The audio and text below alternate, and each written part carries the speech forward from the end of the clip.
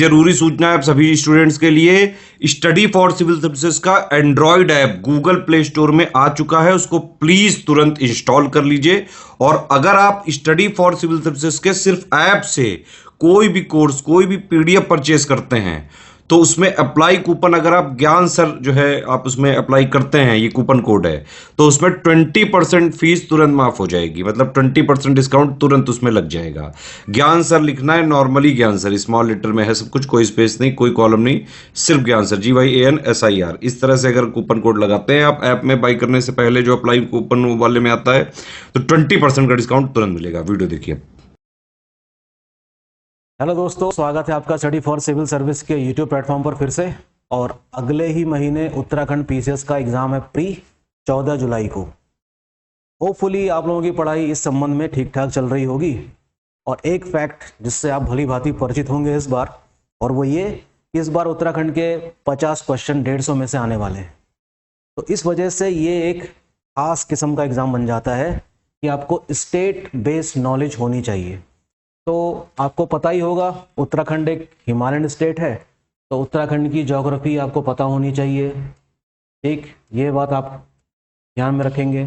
उत्तराखंड की climatic condition, यहाँ पाए जाने वाले पेड़ पौधे, वन, नेशनल पार्क, सेंचुरी, ये सारी चीज़ें हो गई। प्लस उत्तराखंड की हिस्ट्री भी काफ़ी लंबी चौड़ी है और काफ़ी हद तक टिपिकल भी है। पहली बार में पढ़ने वाले को ये उतनी आसानी से समझ में नहीं आती। हिस्ट्री है, कल्चर है, फेमस पर्सनालिटीज़ हैं, आज़ादी की लड़ाई में उत्तराखंड की क्या भूमिका है, वो सब चीज़ें हैं इसमें। उत्तराखंड में बजाए जाने वाले कई सारे वाद्य यंत्र, पहने जाने वाली पोशाकें, SC ST सेंसस, ये सारी चीज़ें आपको उत्तराखंड के बारे में पता होनी चाहिए, तब जाकर मान के चलिए कि इस बार का एग्ज़ाम पास हो सकता है। तो इन्हीं सब चीज़ों को ध्यान में रखकर आज हम एक स्टैटिक पोर्शन डिस्कस करेंगे उत्तराखंड का, जो आपके लिए काफ़ी फायदेमंद साबित होगा। ओके, तो शुरुआत करते हैं सीधे। ये रहा हमारा चैनल और सारा कार्यक्रम चल रहा है उत्तराखंड पीसीएस अपर वाला जो एग्ज़ाम है उसको ध्यान में रखकर। और ये हैं ज्ञान मिश्रा सर जी, जो समर्पित रहते हैं बच्चों की सफलता के लिए। स्टडी फॉर सिविल सर्विस के कैंपेन से जुड़ सकते हैं और इससे रिलेटेड जो भी मटेरियल अवेलेबल है उसको परचेज कर सकते हैं। ठीक, तो सीधे बिना टाइम वेस्ट किए स्टार्ट करते हैं आज की क्लास। और ये रहा स्टैटिक सामान्य ज्ञान। तो शुरुआत करते हैं उत्तराखंड राज्य के नाम से। तो 9 नवंबर सन 2000 को उत्तरांचल का गठन हुआ और 31 दिसंबर 2006 तक इसे उत्तरांचल के नाम से ही जाना जाता था। और ये भी एग्जाम में क्वेश्चन आया है कि कब से उत्तरांचल को उत्तराखंड के नाम से जाना जाता है। तो ये याद रखेंगे आप, ये क्वेश्चन कई बार रिपीट हुआ है। 1 जनवरी सन 2007 से।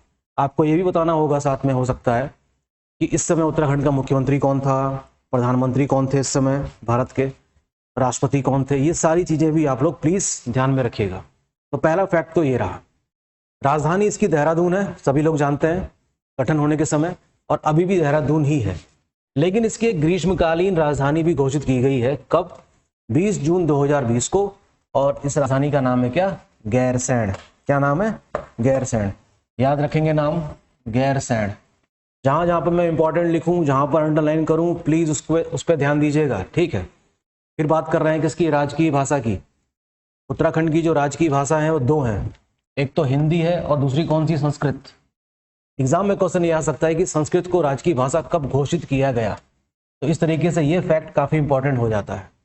ठीक है, हिंदी में कह सकते हैं कि राजकाज में हिंदी है कि नहीं। जब आप मेंस एग्जाम की तैयारी करेंगे तो उसमें आपको पत्र लेखन भी सीखने होंगे, शासकीय पत्र, अर्धशासकीय पत्र, ठीक है, परिपत्र क्या होता है, तो उसमें पता चलेगा कि कैसे शासकीय पत्र का क्या कार्य होता है। तो हिंदी में चलता है सारा कार्यक्रम उत्तराखंड की सरकार में। और दूसरी जो राजकीय भाषा है वो कौन सी घोषित की गई है? संस्कृत, 2010 में। प्लीज इस फैक्ट को नोट कर लीजिए। राजकीय चिन्ह से आप भली भांति परिचित होंगे। एक गोलाकार मुद्रा में 3 पर्वत चोटियां दिखाई गई हैं और उसमें गंगा की 4 लहरें बहती हुई दिखाई गई हैं। बीच में है अशोक की लाट। अशोक की लाट एक राजकीय चिन्ह के रूप में लगभग सभी राज्यों द्वारा अडॉप्ट किया गया है, तो उत्तराखंड भी उससे अछूता नहीं है। ठीक है, आसान है, ये बात पता है मेरे को कि आपको पता होगी। राजकीय पशु देख लेते हैं, कौन है? कस्तूरी मृग। अब कस्तूरी मृग एक राजकीय पक्षी तो है, लेकिन इससे संबंधित कई और सारे एडिशनल फैक्ट भी हैं कस्तूरी मृग के बारे में जो हमको जानने होंगे। फिलहाल राजकीय पशु कौन सा है उत्तराखंड का? कस्तूरी मृग, जिसको हिमालयन मस्क डियर भी कहते हैं। मस्क जानते ही हैं आप, कस्तूरी महक आती है उसमें, इस तरीके से ये इंपॉर्टेंट हो जाता है। और इसका कंजर्वेशन भी काफ़ी ज़रूरी है, तो कंजर्वेशन प्रोग्राम भी चलाया गया है कस्तूरी मृग को बचाने के लिए। राजकीय पक्षी कौन है? मोनाल है, इसको हिमालय का मयूर कहते हैं। आलू खाता है ये भी एग्जाम में क्वेश्चन आया है कि मोनाल पक्षी को कौन सी सब्जी पसंद है? आलू खाता है ये, ठीक है।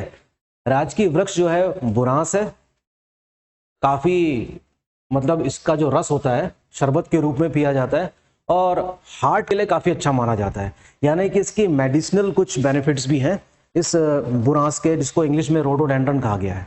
आगे पता चलेगा आपको, और भी कई सारे एडिशनल फैक्ट्स देखने को मिलेंगे। राजकीय पुष्प यानी कि जो फ्लावर है उत्तराखंड का, वो है ब्रह्मकमल, और स्थानीय भाषा में इसको कौल पद्म कहते हैं, ठीक है। प्लीज़ इसको नोट डाउन करते रहिए या इसका स्क्रीनशॉट लेके भी आप रख सकते हैं, ठीक है। फुटबॉल उत्तराखंड का एक राजकीय खेल है, लेकिन इसमें इंपॉर्टेंट जानना जरूरी यह है कि इस राजकीय खेल की घोषणा कब हुई थी? ये हुई थी 2011 में, तो ये एक इंपॉर्टेंट फैक्ट हो जाता है हमारे लिए, ठीक है। इसी प्रकार ढोल क्या है उत्तराखंड का? ढोल क्या है? राज्य वाद्य यंत्र है ढोल। घोषणा कब हुई थी? 2015 में, प्लीज़ याद रखेंगे इसी बात को, तो ये भी एक इंपॉर्टेंट फैक्ट है। राज्य तितली कौन सी है? Common peacock. घोषणा कब करी गई थी? 2016 में। और इस तरीके से ये सारे फैक्ट्स काफ़ी इंपॉर्टेंट हो जाते हैं आने वाले एग्जाम में। 50 क्वेश्चन आएंगे उत्तराखंड के, तो हो सकता है यहाँ से भी कोई ना कोई क्वेश्चन आपके लिए हाजिर हो जाएगा। राज्य गीत कौन सा है? हेमंत बिष्ट के द्वारा लिखा गया है, फरवरी 2016 में घोषित किया गया, ये इंपॉर्टेंट फैक्ट है। उत्तराखंड देवभूमि मातृभूमि शत शत वंदन, शत शत वंदन, ये इस प्रकार से लिखा गया है राजकीय गीत, ठीक है।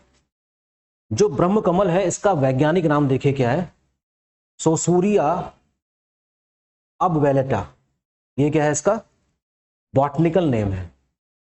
ये क्या है इसका? बॉटनिकल नेम, याद रखेंगे। ब्रह्म कमल को महाभारत में भी कुछ कहा जाता था क्या? सौगंधिक फूल या सौगंधिक पुष्प कहा जाता था। मेरे साथ साथ आप आगे बढ़ते रहिए और इंपॉर्टेंट फैक्ट्स नोट करते रहिए जो आपको नहीं पता है, जो पता है तो भी पता ही है फिर।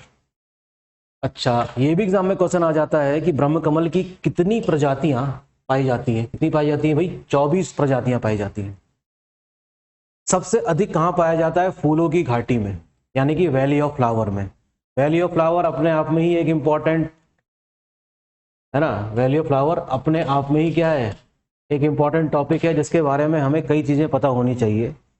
कहाँ पर है, किस लिए जाना जाता है, क्या यूनेस्को की धरोहर सूची में शामिल है, अगर शामिल है तो कब किया गया था? सन 2005 में किया गया था।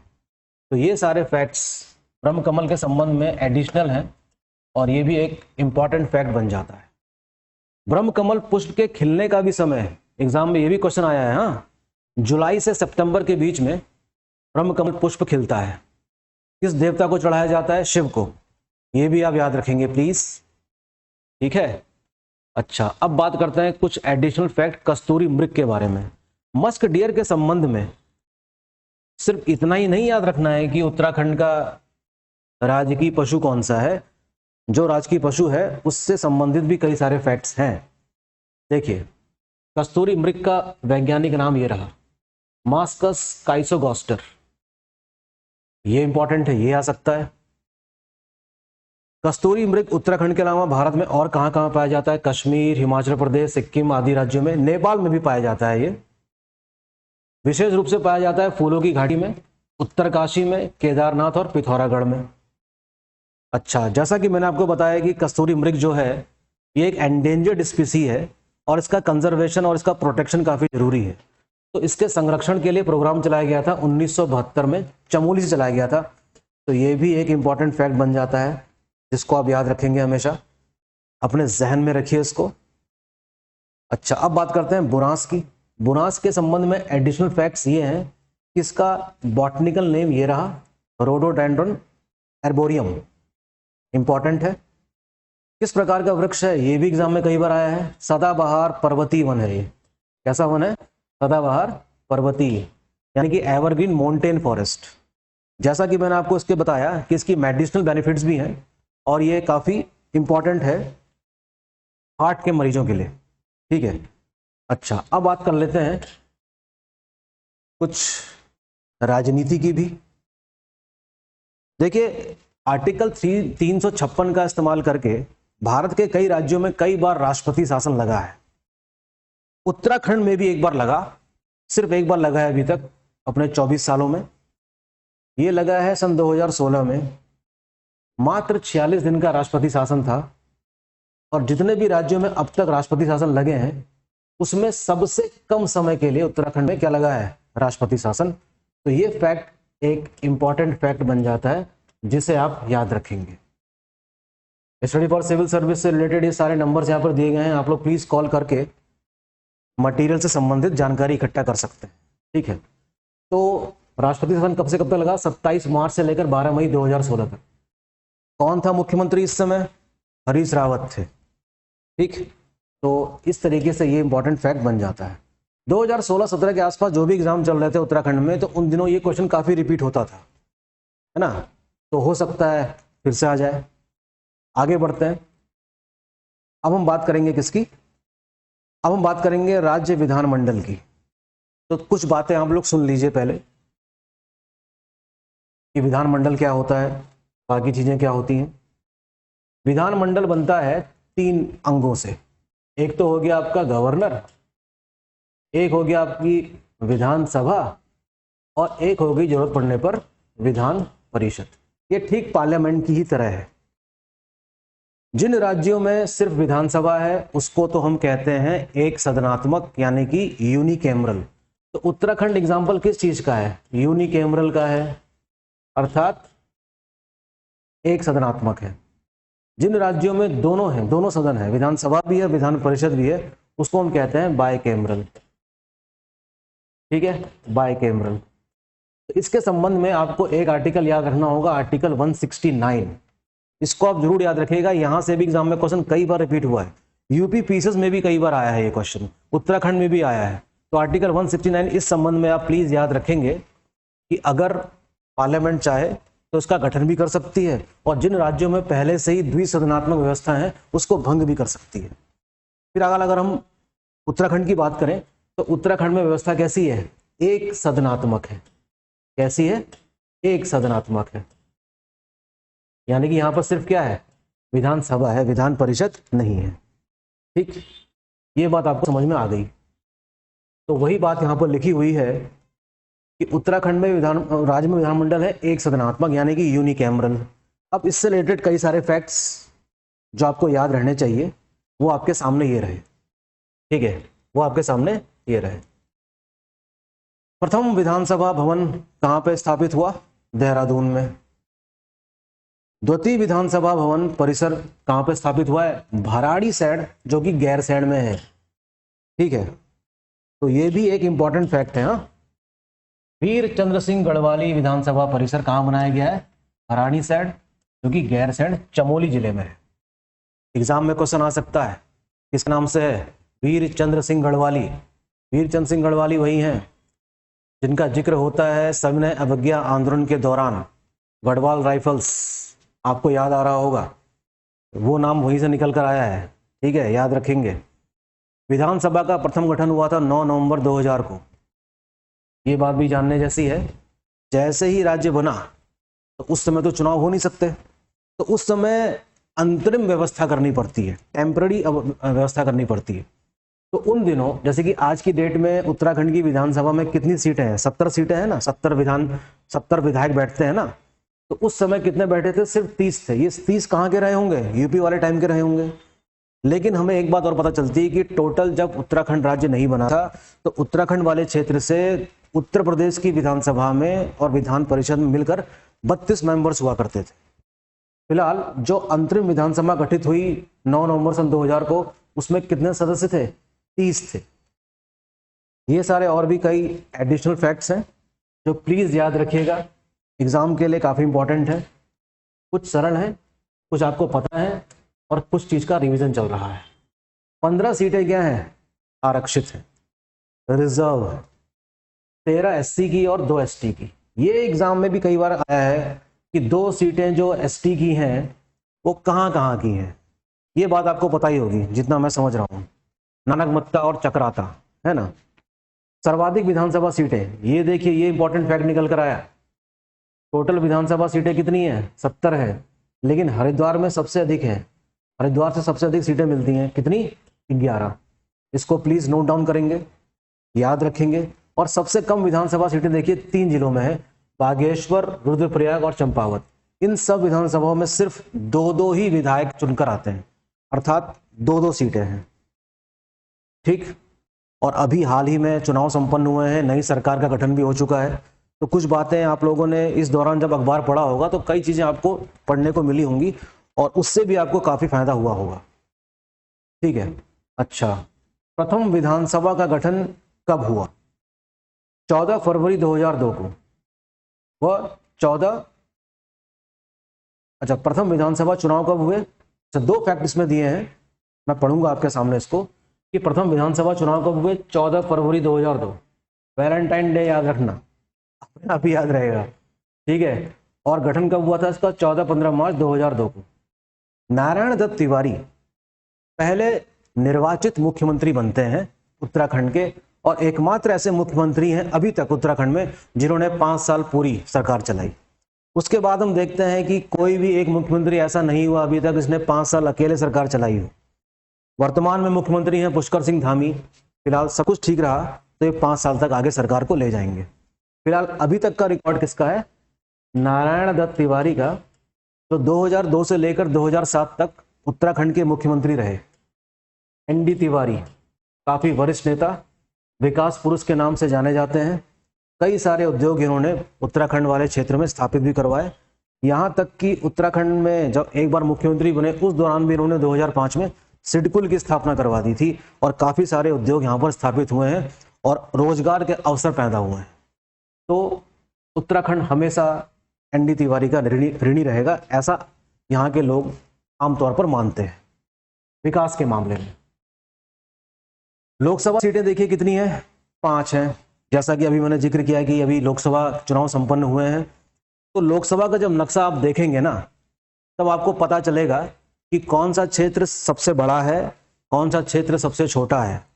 तो पौड़ी गढ़वाल वाला क्षेत्र जो लोकसभा का है वो काफी बड़ा है एरिया वाइज, और सबसे छोटा कौन सा है? हरिद्वार है, लेकिन पॉपुलेशन वहां की सबसे अधिक है। तो इसका मतलब ये हुआ कि population is the base of what? Constituency. Fine. Lok Sabha सीटें देखिए, ये नाम लिखे हैं, टिहरी गढ़वाल, पौड़ी गढ़वाल, अल्मोड़ा, नैनीताल व हरिद्वार। इस बार के चुनाव में 5 सीटें किसको मिली हैं? बीजेपी को। जहां पर मैं इस समय रिकॉर्डिंग कर रहा हूं ये नैनीताल कॉन्स्टिट्यूएंसी है, और यहां से अजय भट्ट फिर से क्या है? चुनाव जीत कर आए हैं। अजय भट्ट बीजेपी से। और अल्मोड़ा से कौन जीते हैं? अजय टमटा, जो कि एक एससी के लिए सीट क्या है? रिजर्व है। अब देखिए, क्षेत्रफल की दृष्टि से सबसे छोटा लेकिन मतदाताओं की दृष्टि से सबसे बड़ा लोकसभा सीट कौन सी? हरिद्वार, जैसा कि मैंने अभी आपको बताया। क्षेत्रफल की दृष्टि से सबसे बड़ा लेकिन मतदाताओं की दृष्टि से सबसे छोटा लोकसभा सीट कौन सा है? पौड़ी। आप नेट में देख सकते हैं इसका नक्शा, है ना, लोकसभा सीट। सुरक्षित कौन सा है? अल्मोड़ा, जैसा कि मैंने आपको बताया अभी। अजय टमटा यहां से पुनः जीत कर आए हैं, और 2004 से लेकर अभी तक अजय टमटा ही क्या है?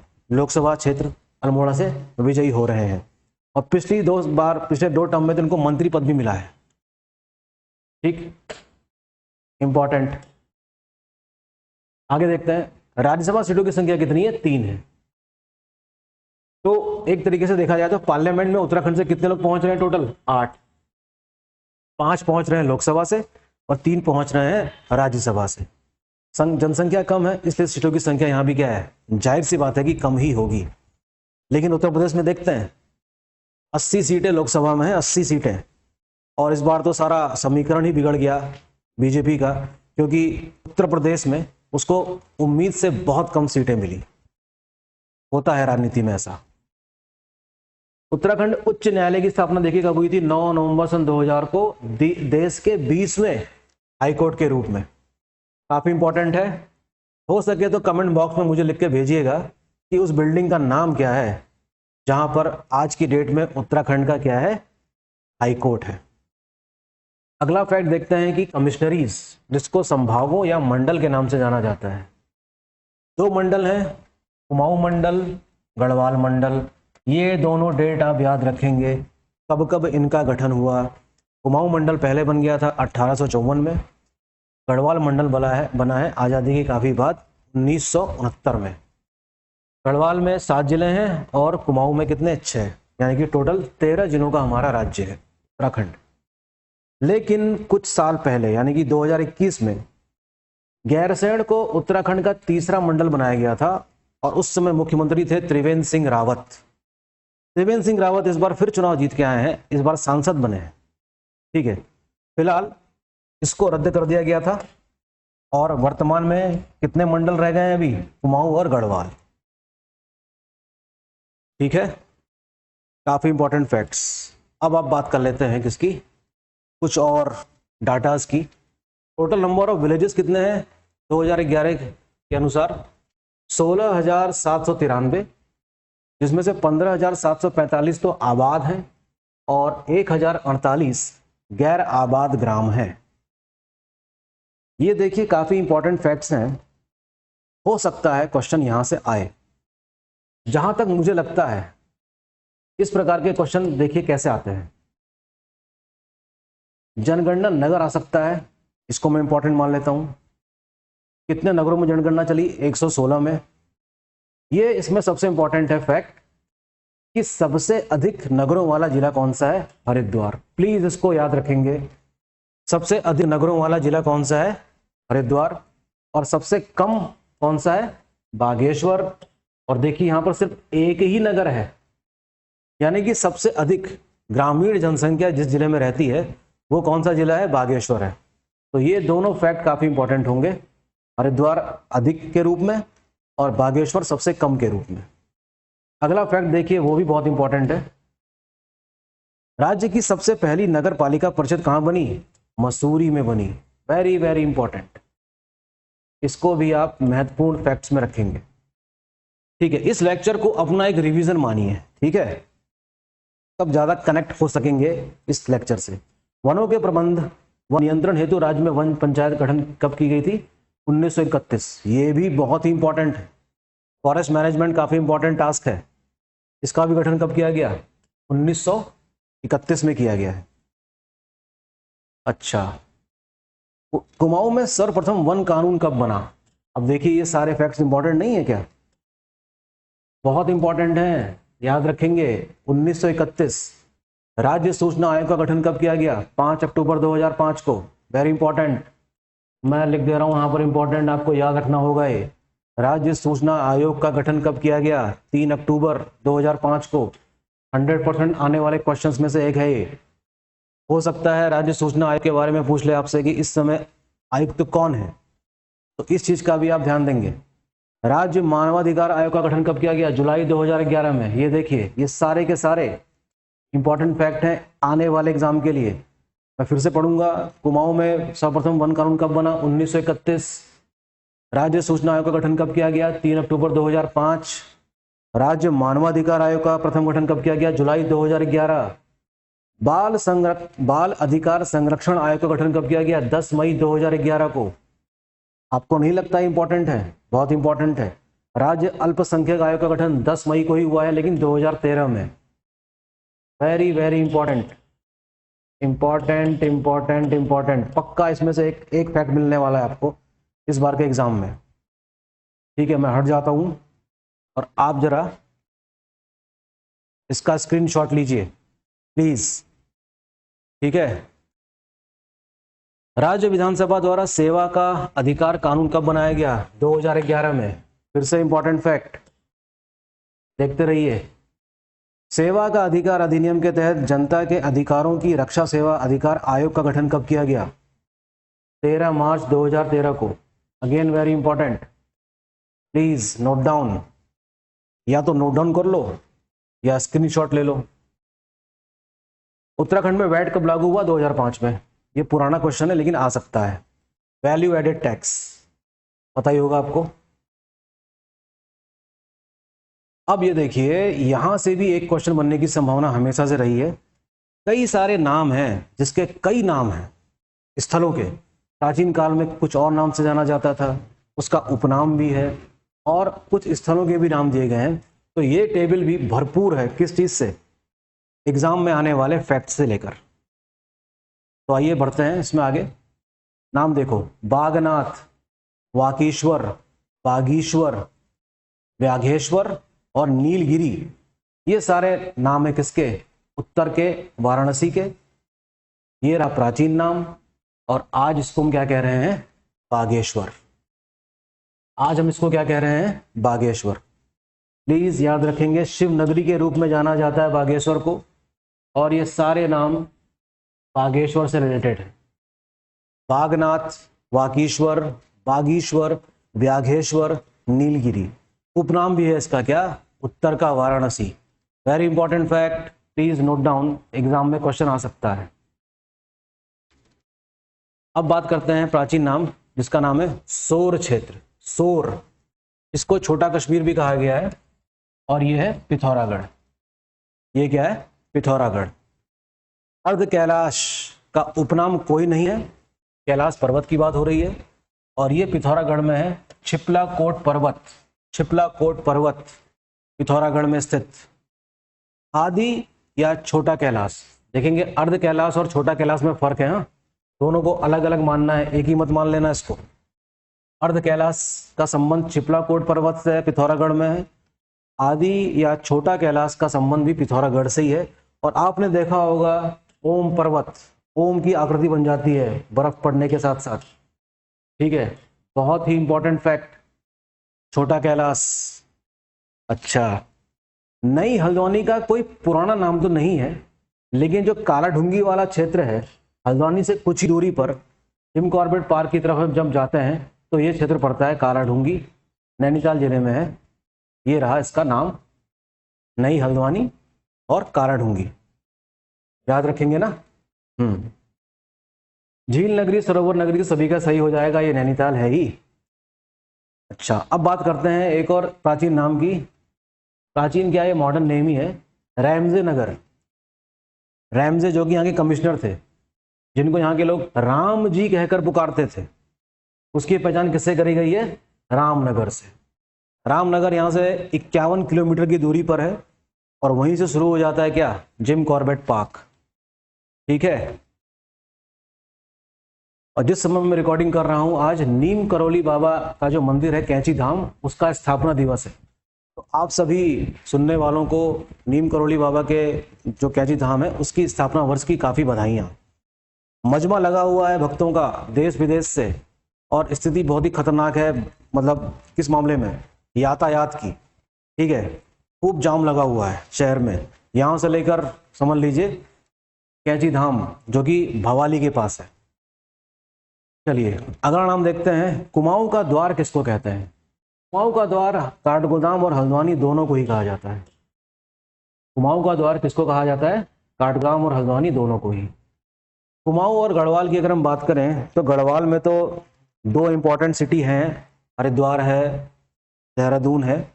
लेकिन अगर हम कुमाऊं वाले पार्ट की बात करें तो प्लेन्स वाला जो मैदान है हल्द्वानी, वो काफ़ी इंपॉर्टेंट प्लेस है कुमाऊं के लिए। बहुत बड़ा शहर हो चुका है धीरे धीरे, और कॉमर्शियल एक्टिविटीज़ के लिए जाना जाता है। ये भी क्वेश्चन कई बार एग्जाम में आया है। अगला देखेंगे, प्राचीन नाम है श्रीपुर, श्री क्षेत्र। ब्रह्मपुत्र क्षेत्र किसको कहा गया है, सॉरी ब्रह्मपुत्र नहीं, ब्रह्मपुर क्षेत्र किसको कहा गया है, श्रीनगर को। श्रीनगर को कहा गया है ब्रह्मपुर क्षेत्र। तो प्लीज इसको याद रखेंगे आप, प्राचीन नाम, उपनाम, और श्रीनगर को श्रीनगरी कहा गया है, आज भी जाता है।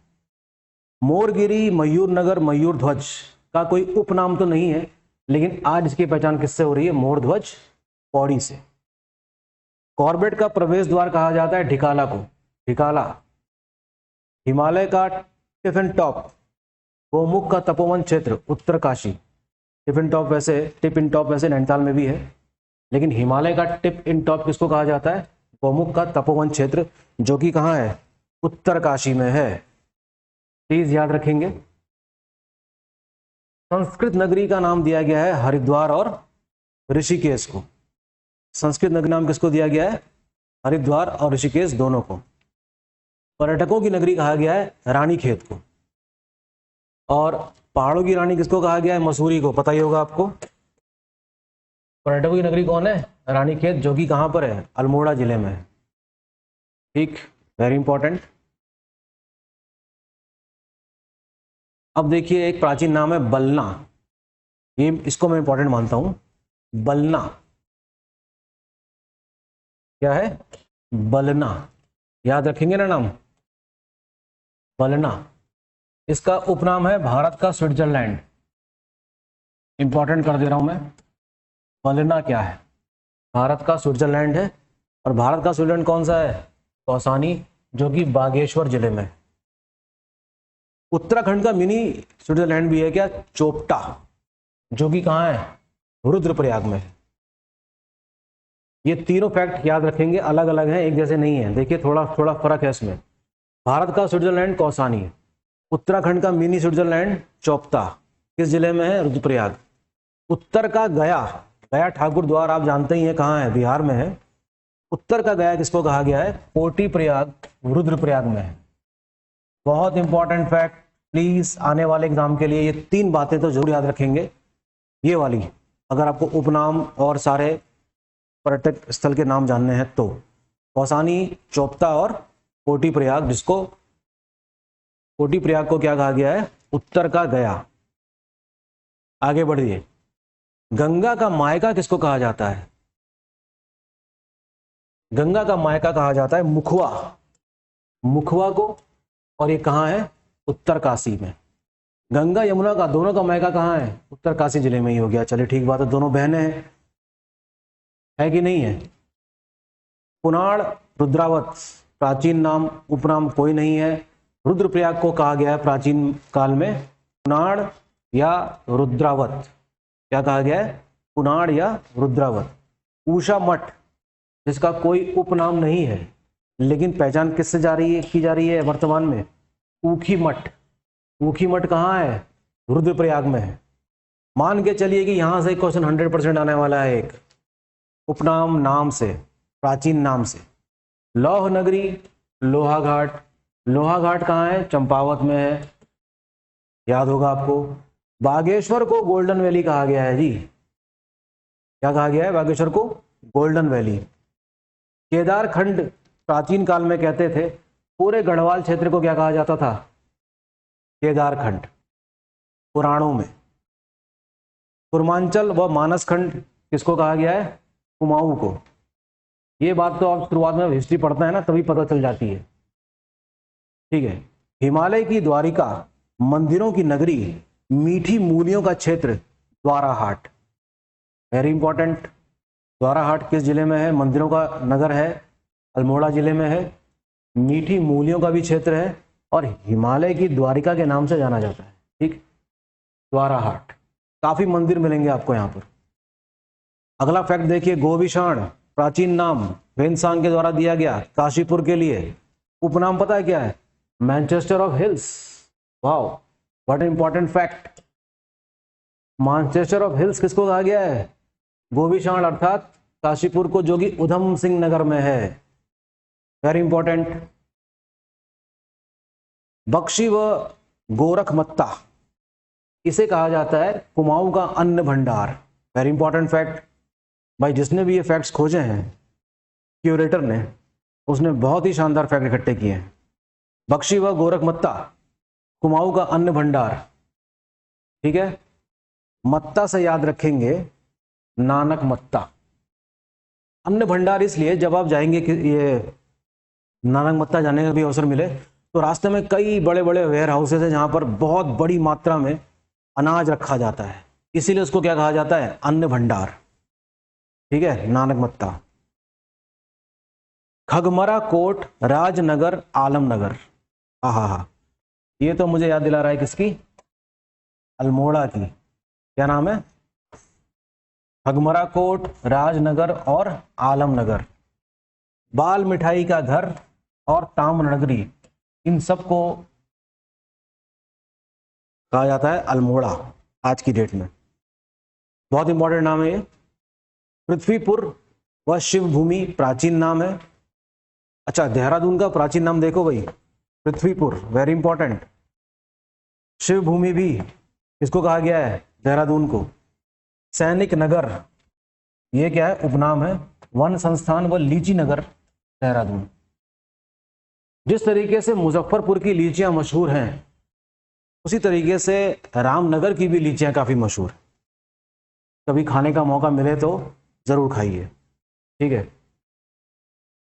अब बात कर लेते हैं कैपिटल ऑफ एडवेंचर टूरिज्म और योग नगरी। योग नगरी जहां दिख गया वो ऋषिकेश के अलावा कोई हो ही नहीं सकता।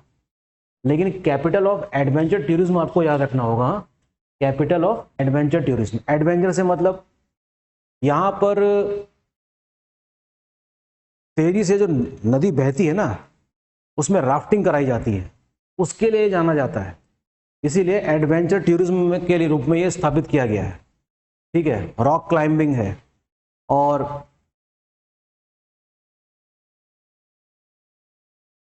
योग के लिए भी जाना जाता है। किसको? ऋषिकेश को। अच्छा, राम क्षेत्र का कोई उपनाम तो नहीं है, लेकिन ये अल्मोड़ा वाला जो क्षेत्र है उसको राम क्षेत्र कहा गया है। काफी इंपॉर्टेंट। सिखों का कैलाश मानसरोवर किसको कहा गया है? हेमकुंड, जो कि चमोली में है। कहाँ है? चमोली में। व्हाइट वाटर वंडर, ये है कौडियाला टिहरी में। व्हाइट वाटर वंडर कहाँ है? कौडियाला टिहरी में। विश्व का उच्चतम पुरातात्विक स्थल, देख रहे हैं कितना इंपॉर्टेंट फैक्ट है। विश्व का सबसे ऊंचाई पर स्थित क्या? पुरातत्व यानी कि आर्कियोलॉजिकल साइट रूपकुंड। रूपकुंड, आपने जब उत्तराखंड के ताल पढ़े होंगे, है ना, कुंड पढ़े होंगे, तो इसके बारे में जरूर पढ़ा होगा। इसका नाम है क्या? रूपकुंड। कहाँ है?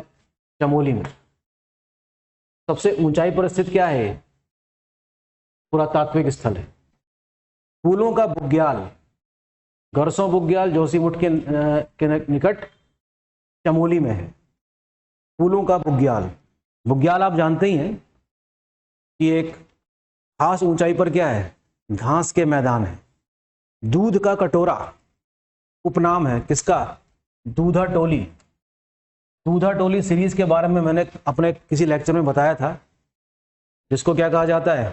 पामीर ऑफ उत्तराखंड, अगर आपको याद आ रहा हो तो। गर्म पानी, जब आप बस से जाते हैं या अपनी गाड़ी से जाते हैं अल्मोड़ा की तरफ, हल्द्वानी से भवाली होते हुए, खैरना होते हुए, तब ये जगह पड़ती है गर्म पानी। इसे गंगानी भी कहा गया है। लेकिन गर्म पानी वाला क्षेत्र जो मैं बता रहा था आपको अभी, वो भी है, लेकिन जिसकी बात ये लोग कर रहे हैं वो गंगानी के नाम से जाना जाता है, उत्तरकाशी। तो गर्म पानी एक तो वो है जो मैंने आपको बताया अल्मोड़ा जाते समय, और एक ये है। संजीवनी शिखर औली में है। औली कहाँ है? चमोली में है, याद रखेंगे। गायत्री तीर्थ, शांति कुंज, हरिद्वार, ये बात आप सभी जानते हैं। गो स्थल कहा गया है किसको? गोपेश्वर को। प्लीज याद रखने जैसा है। गो स्थल अर्थात गोपेश्वर। गोपेश्वर चमोली जिले में। भारत का एडिनबरा, पर्वतों की रानी, गंगोत्री व यमुनोत्री मंदिरों का प्रवेश द्वार, दून का ताज, मसूरी को कहा जाता है।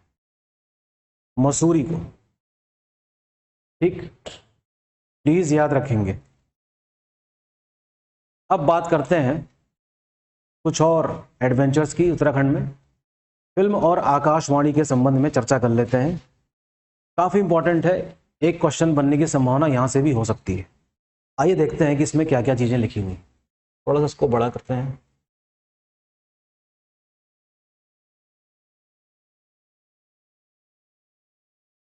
The electric picture palace, Mussoorie उत्तर भारत का पहला सिनेमा घर है। क्या शानदार फैक्ट है, देखिए।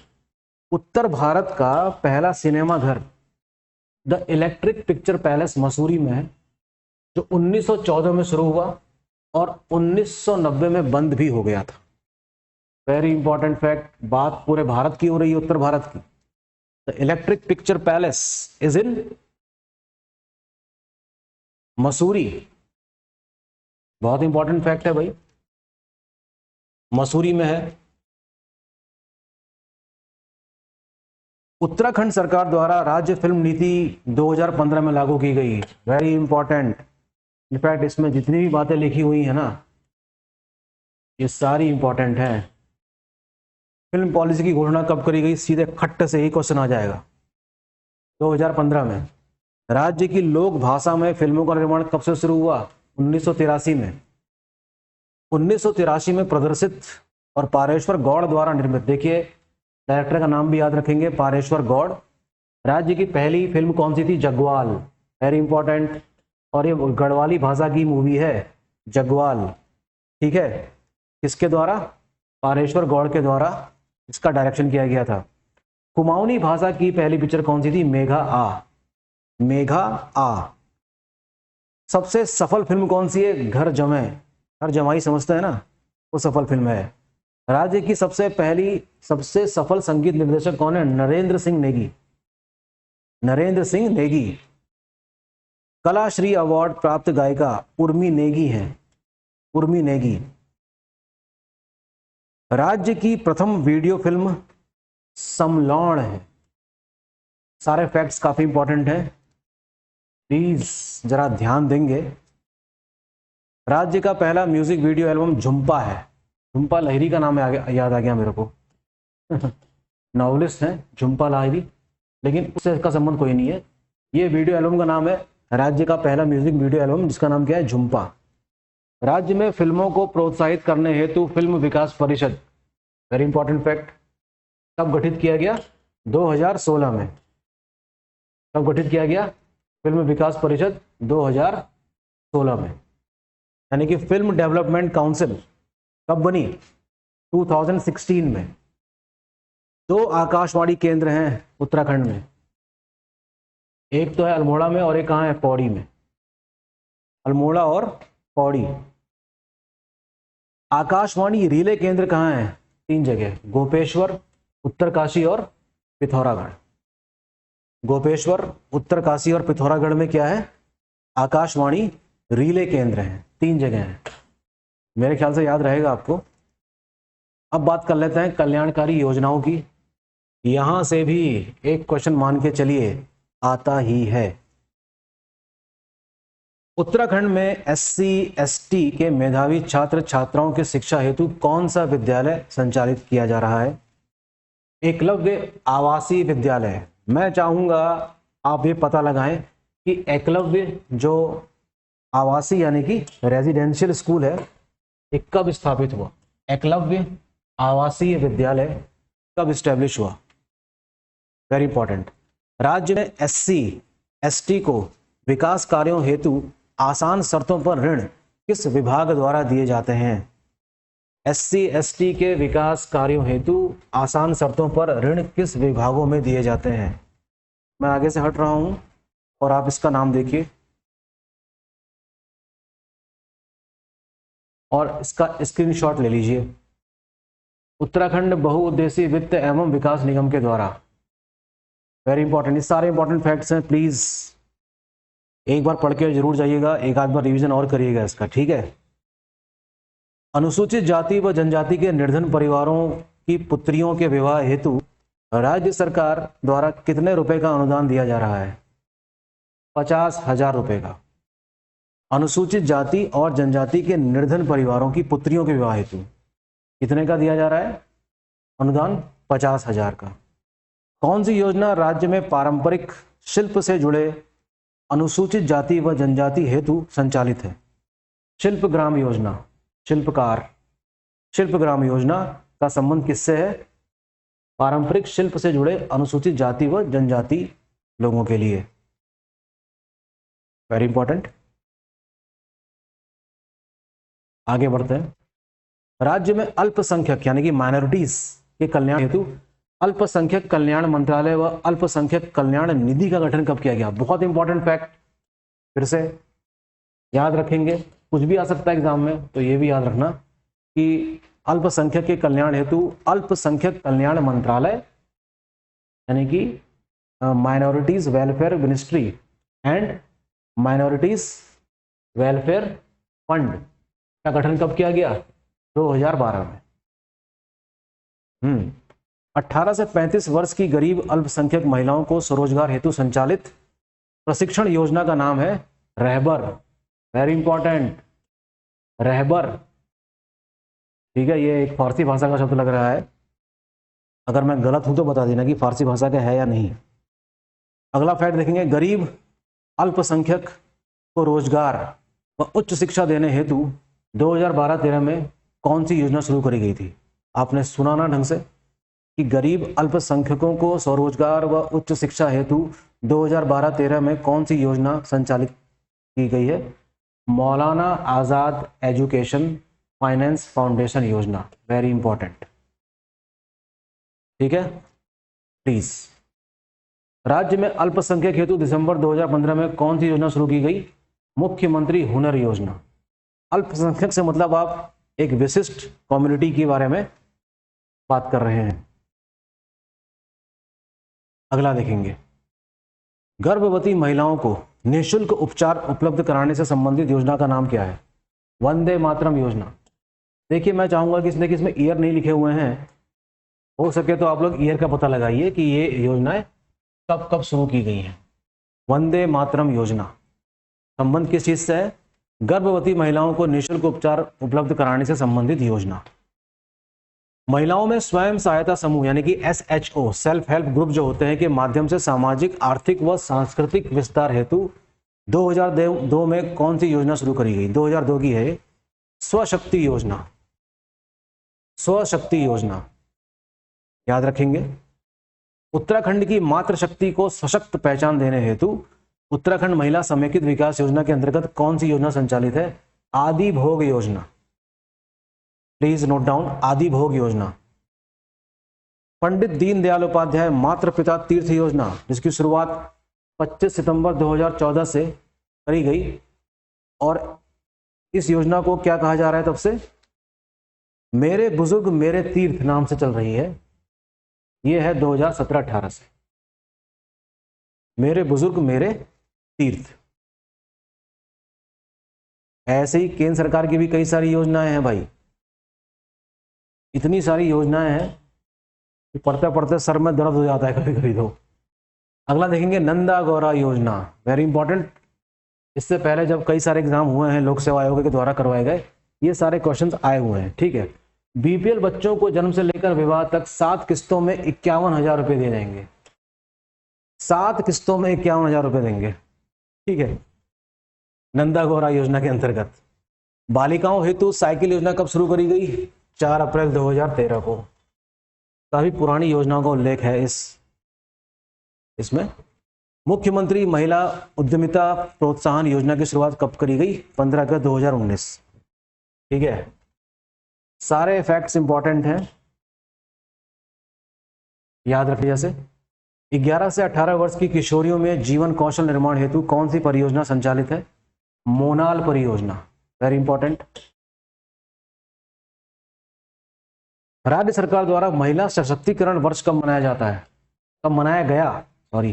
2006-07 में महिला सशक्तिकरण वर्ष 2006-07।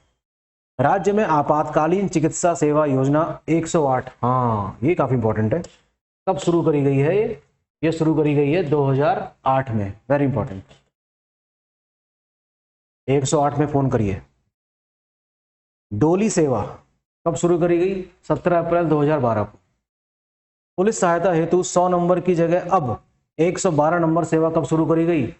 अप्रैल 2019 से। ठीक है, अप्रैल 2019 से। दिव्यांग लोगों को सरकारी सेवा में कितने प्रतिशत का आरक्षण दिया जा रहा है? 3% का। दिव्यांग आप जानते ही हैं, 3% का। 40% से अधिक वाले दिव्यांग के भरण पोषण हेतु राज्य सरकार द्वारा कितना अनुदान दिया जाता है? 1,000 रुपये प्रति माह का। 60 वर्ष से अधिक आयु एवं 2 हेक्टेयर तक स्वयं की भूमि वाले किसानों को कितने रुपए का पेंशन दिया जा रहा है? 1000 रुपये प्रति माह। Very important. राज्य सरकार द्वारा वरिष्ठ नागरिक भरण पोषण तथा कल्याण अधिनियम 2007 को राज्य में कब से लागू किया गया है? 2011 से। अब इसमें समझाने जैसा कुछ है नहीं, बस आपको खाली फैक्ट याद रखने हैं। हो सके तो एक बार एग्जाम में जाने से पहले इन सबको भी एक बार कंसिडर कर लीजिएगा। राज्य सरकार द्वारा युवा नीति कब जारी की गई? 2011। Very important fact. युवा नीति कब घोषित की गई उत्तराखंड में? 2011 में। उत्तराखंड कौशल विकास मिशन युवाओं को स्वावलंबी बनाने हेतु प्रशिक्षण 2017 से।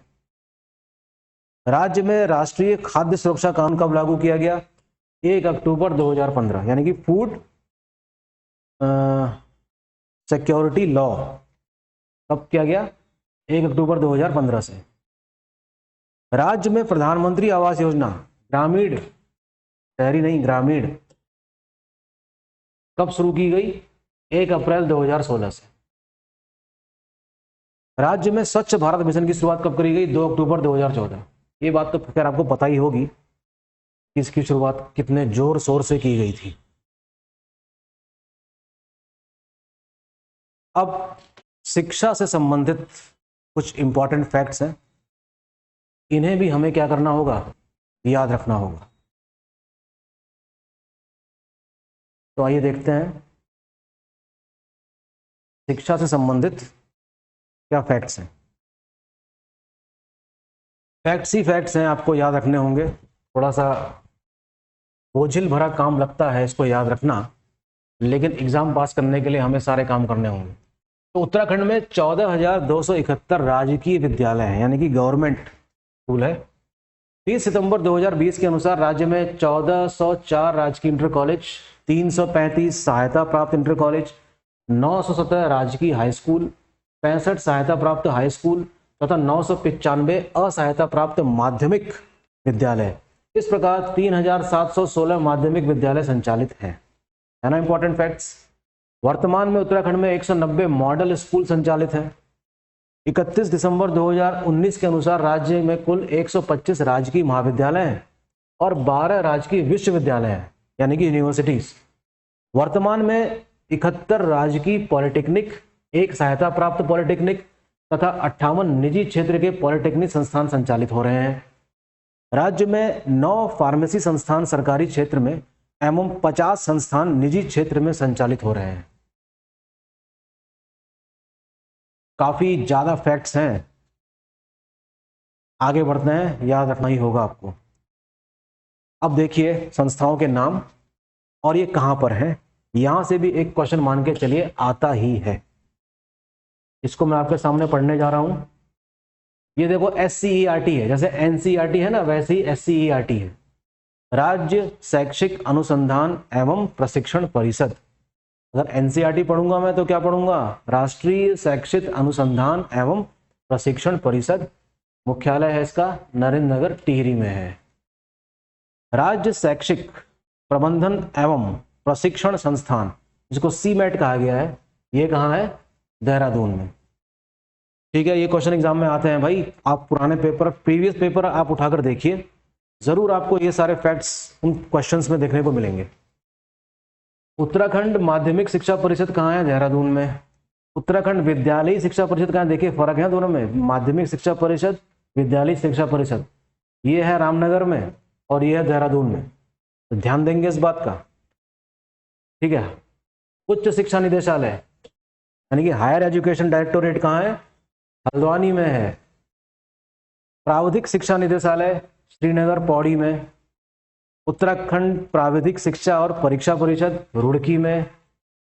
अब देखो ये हो सकता है नाम ऊपर नीचे कर दें, आपको मैच द फॉलोइंग करके क्वेश्चन दे दे तो कैसा रहेगा? अच्छा रहेगा ना।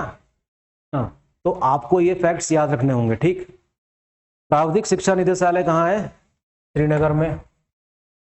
राज्य एवं देश का पहला इंजीनियरिंग कॉलेज, ये देखिए ये इंपॉर्टेंट फैक्ट है। राज्य एवं देश का पहला इंजीनियरिंग कॉलेज कहाँ खुला था? रुड़की इंजीनियरिंग कॉलेज के नाम से 1847 में, और तब इसको थॉमसन इंजीनियरिंग कॉलेज कहा जाता था, और उसके बाद में 1949 में रुड़की विश्वविद्यालय का दर्जा मिला।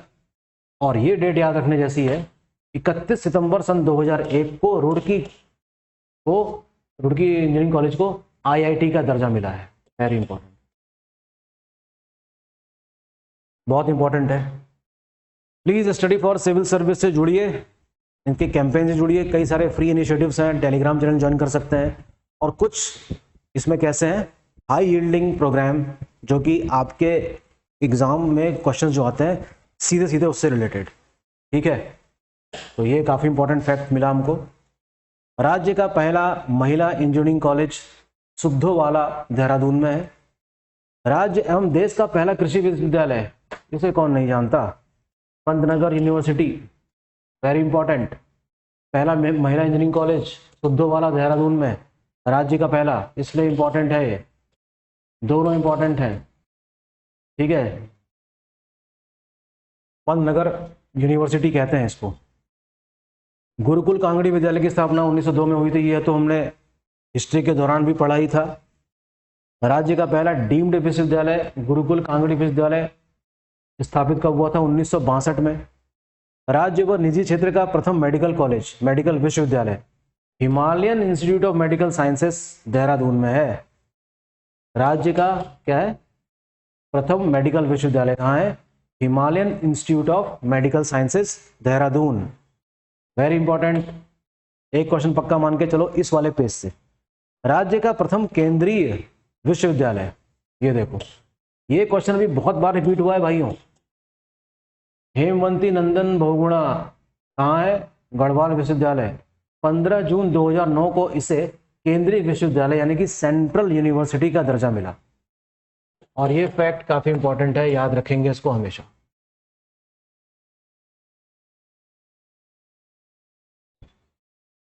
ठीक है। उत्तराखंड मुक्त विश्वविद्यालय 2005, इसका मुख्यालय तो यही हल्द्वानी में ही है जहां पर मैं हूं। इंदिरा गांधी राष्ट्रीय मुक्त विद्यालय यानी कि इग्नू की जो ब्रांच है वो कहां स्थापित की गई है, रायपुर देहरादून में, रायपुर देहरादून में। टेक्निकल यूनिवर्सिटी कहाँ है, देहरादून में भाई, याद रखेंगे। टेक्निकल यूनिवर्सिटी कहाँ है, देहरादून में, बहुत इंपॉर्टेंट फैक्ट है। आगे देखते हैं। आयुर्वेदिक यानी कि आयुष विश्वविद्यालय 2009 में स्थापित हुआ। कब स्थापित हुआ है, 2009 में। है कहाँ, हरिद्वार में। श्रीदेव सुमन विश्वविद्यालय 2012, ये ईयर याद रखेंगे प्लीज। बादशाही हॉल टेहरी में, वेरी इंपॉर्टेंट। कहां पर स्थापित है, बादशाही हॉल टिहरी में। Kumaon engineering college, regional engineering college, Dwarahat Almora, Dwarahat Almora. Govind Vallabh Pant engineering college कहाँ है, घुड़दौड़ी, ये कहाँ है, पौड़ी में। आप एक बार प्लीज इसका स्क्रीनशॉट ले लीजिए, मैं हटाई हूं सामने से आपके, अपने पास रखिए इस फैक्ट को। नेशनल एनआईटी, एक ही एनआईटी है उत्तराखंड में, श्रीनगर में। आईआईटी के बाद सबसे बेहतरीन अगर कोई संस्था मानी जाती है इंजीनियरिंग के लिए तो एनआईटी मानी जाती है, यानी कि national institute of technology Srinagar 2009 में। आईआईएम कब स्थापित हुआ था उत्तराखंड में, 2011 में। कहाँ है, काशीपुर में, उधम सिंह नगर जिले में है। एम्स, एम्स आप जानते ही हैं, वैसे तो असली एम्स दिल्ली का है लेकिन पूरे भारत में एम्स स्थापित किए जा रहे हैं, है ना। तो जिससे कि यहाँ रहने वाले जो मरीज हैं उनको दिल्ली ना जाना पड़े और एक उच्च स्तर की सेवा या कह सकते हैं कि मेडिकल सर्विस मिल जाए। कहाँ पर है, AIIMS Rishikesh. Doctor Sushila Tiwari memorial, ये तो हल्द्वानी में है, doctor Sushila Tiwari memorial hospital. और यहीं पर हल्द्वानी में क्या है, मेडिकल कॉलेज भी है, ठीक है। वीर चंद्र सिंह गढ़वाली राजकीय मेडिकल कॉलेज कहाँ है, श्रीनगर में, 2008 में स्थापित किया गया था। दून राजकीय मेडिकल कॉलेज देहरादून में, दून से नाम पता चल जाएगा आपको। राज्य का प्रथम सैनिक स्कूल देहरादून में है। राज्य का दूसरा सैनिक स्कूल रुद्रप्रयाग में है। राज्य में चयनित संस्कृत गांव की मोठा, चमोली और भैतोला बागेश्वर। राज्य में चयनित संस्कृत गांव है ये, ठीक है। अब इसके बाद आता है प्रमुख केंद्रीय संस्थान, जिसको हम लोग इसके आगे अगले लेक्चर में कवर करेंगे प्रमुख केंद्रीय संस्थान से। तो आज के लेक्चर में आप इसमें कई सारी चीज़ें देख रहे हैं, देखिए, और नेक्स्ट लेक्चर में हम इस वाले पार्ट को पूरा कर लेंगे। यकीन मानिए यहाँ से आपको 4 से 5 क्वेश्चन मिल सकते हैं, ठीक। तो बने रहिए स्टडी फॉर सिविल सर्विस के साथ, अपनी पढ़ाई करते रहिए बिल्कुल जोश के साथ, ठीक है। ऑल द बेस्ट, अपनी पढ़ाई करते रहिए और स्टडी फॉर सिविल सर्विस के मैटर को भी देखिए और प्रीवियस ईयर क्वेश्चंस को देखना मत भूलिएगा, ठीक है। ये 3 अगर कॉम्बिनेशन अगर आपने 13 जुलाई तक कर लिए तो यकीन मान के चलिए आपका प्री हो रहा है। मिलते हैं नेक्स्ट लेक्चर में। Thank you.